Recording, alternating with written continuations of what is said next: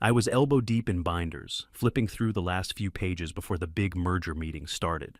The clock was ticking, and everyone was circling like sharks, waiting for the moment they could claim victory. Derek Langford, the CEO, stood at the head of the table with that smug look of his, like he knew everything and everyone else didn't matter.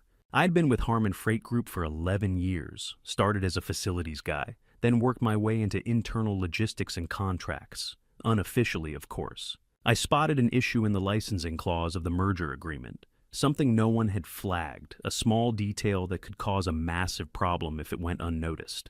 I pointed it out, expecting a nod of recognition. Instead, Derek chuckled like I was some kind of joke. "We've got attorneys for that," he said, loud enough for the whole room to hear. "You're a glorified office manager, not a lawyer." Laughter bounced off the walls, and I felt my face go hot. But I didn't flinch. I just nodded and kept my voice level, just making sure we're covered. I walked out with my face calm, but my stomach felt like it had dropped out of my chest. I wasn't angry, not exactly, but something inside me shifted. I was done being the invisible guy who kept everything running behind the scenes. I knew where the bodies were buried, and I was done pretending not to notice. I sat there, eyes stinging from hours of staring at the screen, the office's fluorescent lights flickering in and out. The sound of the clock ticking, soft and relentless, was the only thing that kept me anchored to the moment. I wasn't supposed to be here, after hours under the radar, but no one else was going to catch this. No one had before. I cracked open the merger contract again, the 400 pages laid out in front of me like a maze. I'd been through it once, twice, 3 times, but the details buried under all the legalese were like ghosts, flickering just out of sight. Derek wasn't paying attention to the specifics. He was too busy with his big picture speeches, slapping himself on the back for securing a $120 million deal. But there it was. Somewhere around page 260, in the middle of what felt like 1,000 words strung together to make them sound smarter than they were, I found it, a dormant licensing clause. It was buried so deep, it barely stood out, just a few lines in a paragraph that had no real business being there. A clause meant for worst-case scenarios, according to the wording. It allowed a third party to buy the rights to Harmon's core logistics software for a flat fee of $5 before the merger. I leaned in, rereading the words, as if doing it over and over would somehow change them. But no, it was still there, clear as day. And if that clause was activated, if someone actually exercised it, the whole deal would be screwed. Derek's shiny $120 million merger would crumble into dust. I sat back, hands resting on the desk, heart pounding a little faster now. The clause had been a contingency, something put in place for an emergency, but now it wasn't just an emergency, it was a bomb. I had to know if it was still valid. I pulled up my phone and dialed a number I hadn't used in years. It rang twice before someone picked up. "State compliance," came the voice on the other end, tired and flat. "Hey Matt, it's me." I didn't need to say my full name. He knew who it was. "Woo, long time, no here. What's up? Look, I need you to check something for me. Fast. It's about that old dormant clause in the merger documents." Matt's tone immediately shifted, like a switch had been flipped. "Yeah, I remember. That's some weird shit. I need to know if that clause is still in effect." There was a long pause on the other end, just enough time for the tension in my chest to squeeze harder. "You sure you want to go digging there, man? You know what could happen if that's legit." "I'm sure. I need to know." He sighed, probably remembering what we'd both known about this kind of thing. One wrong move, and the fallout could take a lot more than just a merger. "All right, hold on." I could hear him clicking away at his keyboard, the sound dragging on for what felt like an eternity. Then he came back on the line. "Yeah, it's still active.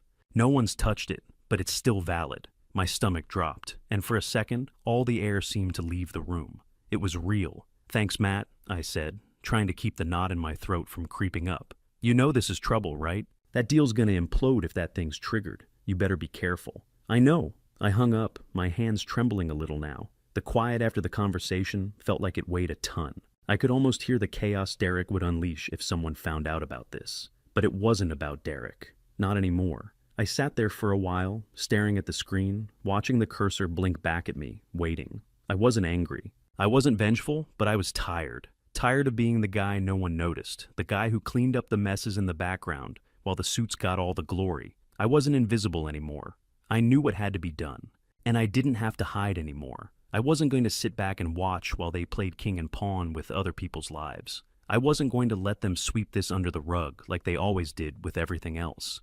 I decided right then and there, I was going to file the claim. I wasn't doing it to get back at Derek or the board. I wasn't doing it for a payday or to prove a point. I was doing it because I was done with being ignored, done with being overlooked.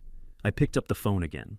I didn't care who heard me. The system might be rigged, but I wasn't going to let them rig this one, not without a fight. And I knew whatever happened next, it was going to be the last time they could ever dismiss me. The next day, I walked into a notary office on my lunch break, just like I'd planned.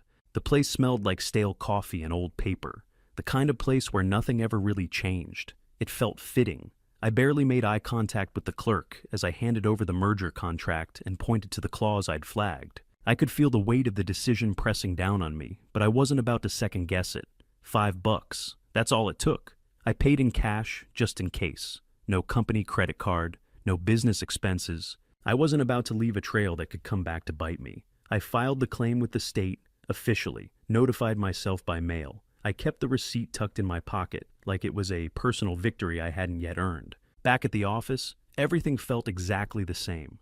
Same hum of the air conditioning, same sterile lighting, same white walls that seemed to suck the life out of the place. No one knew yet. I pretended nothing happened. I didn't walk with any more confidence, didn't flash any secret smiles. I didn't talk to anyone more than I usually did. I just went through the motions, processing requests, answering emails, quietly biding my time. 2 days passed, and that's when the doubt started creeping in. What if I'd overplayed my hand? What if this whole thing was a mistake? Maybe I didn't have enough to back it up. Maybe I was about to make things a lot harder for myself. It wasn't like I could go back and undo it. The claim was filed. I couldn't take it back, and I wasn't the type to back down once I'd committed. But the doubt still gnawed at me, like a rat nibbling at the edges of my thoughts. Then on day 3, I started to hear the murmurs. It began with the usual office chatter, the sort of whispers that spread like wildfire whenever anything out of the ordinary happened. But this was different. There was an edge to it, something thicker, something more urgent. Some outsider filed a claim. Licenses frozen. The deal stalled. I kept my head down, didn't make eye contact with anyone. I couldn't help but notice Derek, though. He was pacing outside the executive offices, his face flushed with anger, his hands running through his hair like he couldn't decide whether to pull it out or pull himself together. I'd never seen him like that. He was usually cool, collected, always in control. But this was panic. I didn't stick around to eavesdrop. I didn't have to. I could hear enough just by the tension in the air, the change in the rhythm of the office. People were on edge. Something big was happening, and I had a feeling it was about to blow up. I didn't let it show. I stayed glued to my desk, scanning spreadsheets, answering calls, anything to keep from drawing attention to myself. But now, Derek didn't look through me. He didn't look at me at all. Before, when I passed him in the hallway, he might nod or give me a quick smile. But now, his eyes slid right past me, like I wasn't even there, like I didn't exist. It was a small shift, but it was a shift. I stayed low for the next couple of hours. My stomach churned, but I didn't let it show. The legal team was scrambling behind closed doors. I could hear raised voices, clipped sentences. They were trying to figure out how to fix this, how to spin it. I wasn't stupid. I knew they were already working on damage control. But the more they tried to hide it, the more it felt like the storm was building, the calm before the crash. And the strangest thing was, I wasn't scared. I wasn't even worried anymore. I knew something was coming. I just didn't know what it would look like. By the end of the day, I was called into Derek's office. I'd known it was coming, but that didn't make it any easier. He didn't even look at me when I walked in, just motioned for me to sit across from his polished mahogany desk. He was all corporate sweet now, like he was carefully selecting his words, sugarcoating whatever venom he was about to spill. His voice was low, steady, but there was a crack of irritation behind it that he couldn't hide. "I don't know what your angle is here," Derek started, sitting back in his chair, fingers steepled like he was playing the part of a mastermind. "But you've gone too far this time." I didn't speak. I just watched him. I wasn't going to let him intimidate me, not now. "I've got a company to run, and you've sabotaged everything. That claim you filed? You've thrown a wrench into a deal we've worked months on. You've hurt Harmon Freight. You've hurt us all." He paused for effect, waiting for me to respond. But I didn't bite. The words were coming. I could feel it. The sound of his voice bouncing off the sterile walls of his office made it feel like we were in some kind of sick theater. But it was real. He was rattled. He dropped the corporate mask for a second, just a flicker of the man underneath. "What the hell were you thinking?" I finally spoke, quiet but firm. "I flagged it early. I pointed it out. You ignored it. The clause is still there, Derek. You had a chance to fix it. I followed the law. If anyone's sabotaging this deal, it's you. His eyes narrowed, and for the first time, I could see the anger leaking through the professionalism. He leaned forward, his fingers curling into fists. You think you're some kind of hero? You think you're doing us all a favor? I didn't respond to that. I didn't need to.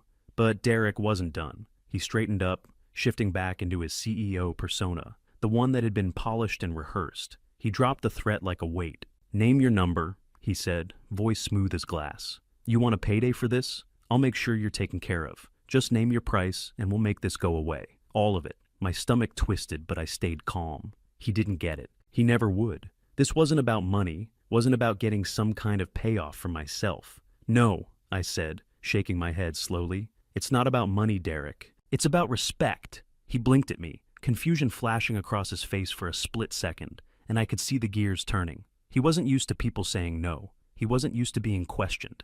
I'm done being treated like a fixture, I went on, my voice steady but sharp. I'm done sitting in the background, fixing problems, while you and the rest of the suits take the credit. You've never seen me for anything more than someone to push around. I stood up then, slow and deliberate, not wanting to make a show of it, but the air between us had changed, thickened, like I could feel the weight of all the years of being invisible and ignored in that room. I didn't need to shout, didn't need to raise my voice to get the point across. Derek's face had darkened, his jaw clenched tight as if he were weighing his next move.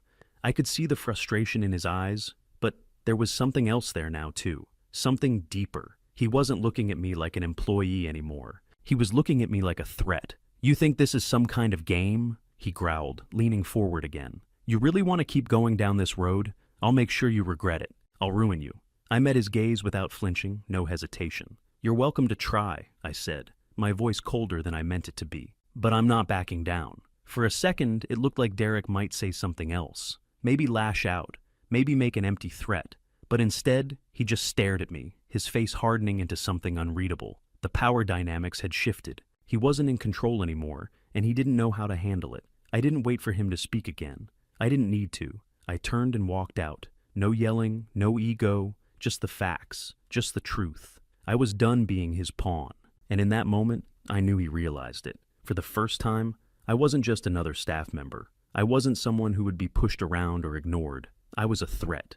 That night, I stayed late again. Not because I had to, but because I needed the space to think. The office felt colder, quieter than usual. The hum of the air conditioner was the only sound, and it kept me company while I ran through everything that had happened. Derek's anger still simmered in my chest, but I wasn't scared anymore. I wasn't shaking. Then, as I was about to shut down for the night, I saw the email from HR. Subject, formal investigation notice. I opened it, already knowing what was coming. Breach of conduct. The words jumped off the screen. They were accusing me of everything from insubordination to sabotage, claiming my actions had jeopardized the company's reputation and operations. They said they were investigating me for violating company policy. I wasn't surprised. Derek had made his move. He was going to try to control the narrative, make me look like the villain before the board got wind of the real story. The next morning, when I logged into my work account, it was locked. The familiar dashboard stared back at me, but the access was gone,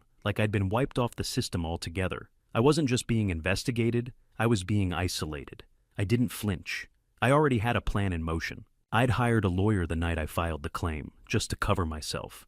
By the time I showed up at his office the next morning, he was already on it. They're coming for you, he said, voice calm but sharp, like he'd seen this kind of thing before. HR is going to smear you, no question about it.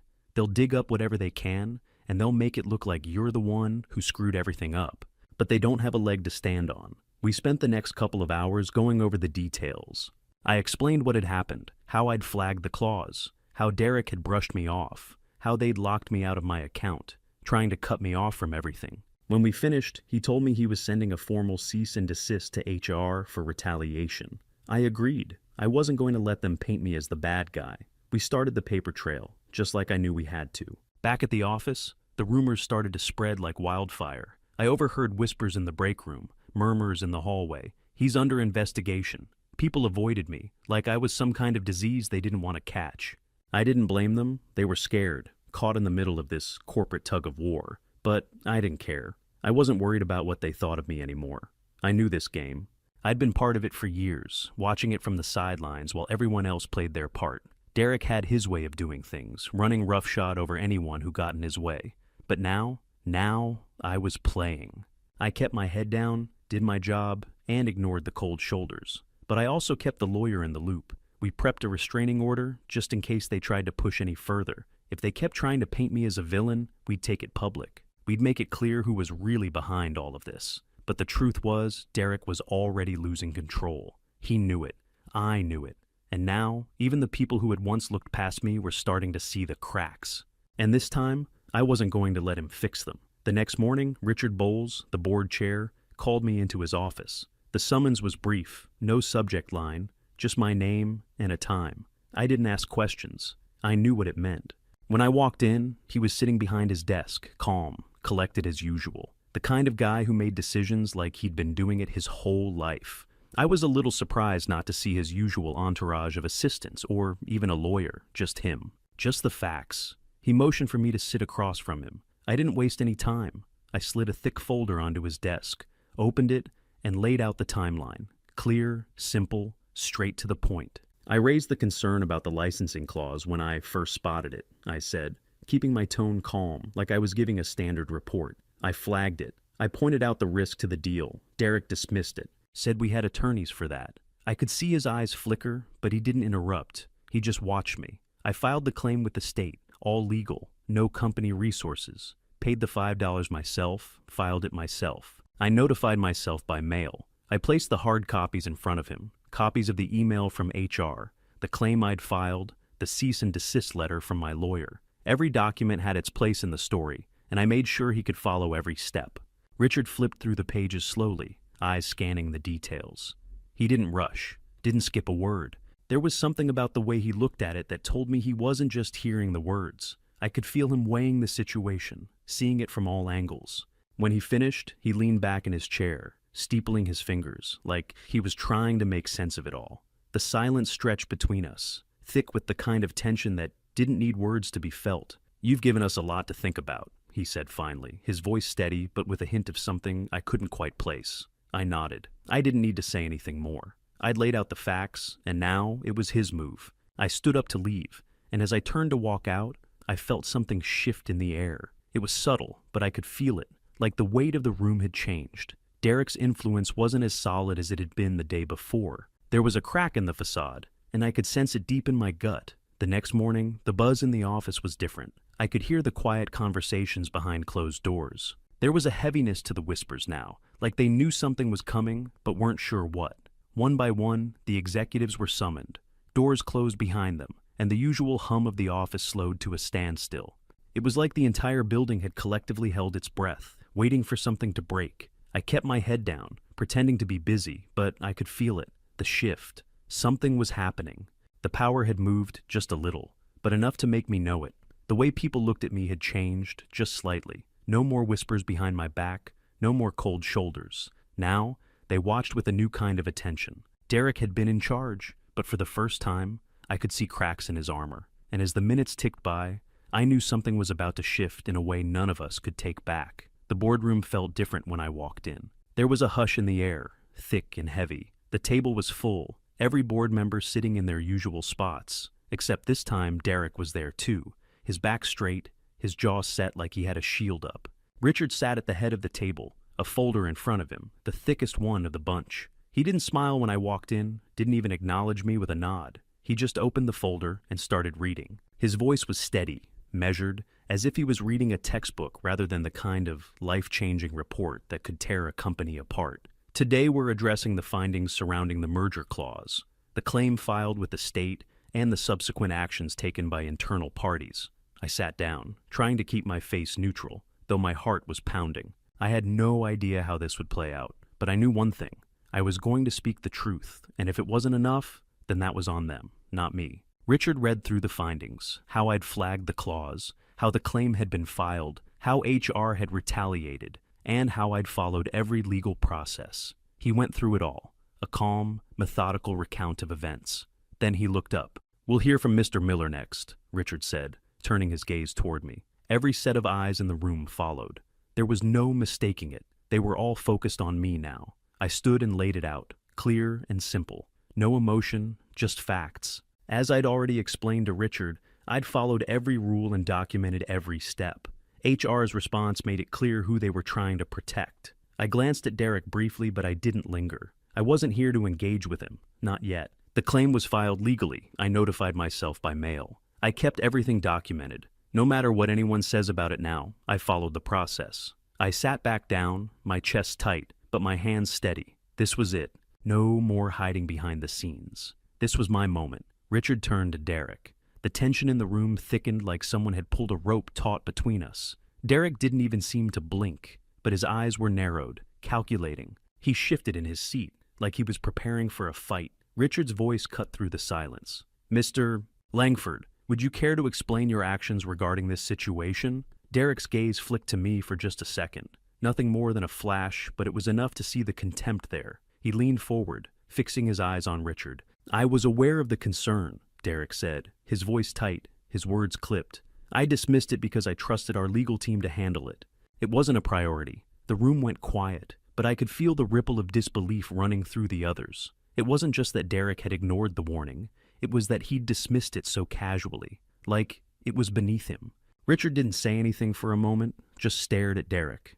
Then, one of the board members, a woman who'd always kept her distance from the messier side of things, spoke up. "You knew about the clause and dismissed it?" she asked, her voice sharp. Derek's face flushed, but he didn't back down. "Yes, we had other priorities. I didn't think it was worth our time." One by one, the others started chiming in, pressing Derek for more answers, and with every response, his excuses seemed weaker. The more they pushed, the more defensive he became, his arrogance turning into panic. No one was buying it, not even the people who had always been in his corner. The final blow came from Richard, who asked a question that seemed to hang in the air for an eternity. "Mr. Langford, you were warned about this. You chose to ignore it. How does that justify the actions taken against Mr. Miller?" Derek's mouth tightened. "I didn't think it was a big deal," he said, his voice lowering. "It seemed insignificant at the time, but it wasn't insignificant. Not anymore." Richard turned to the rest of the board. He didn't have to ask for a vote. The room was already moving,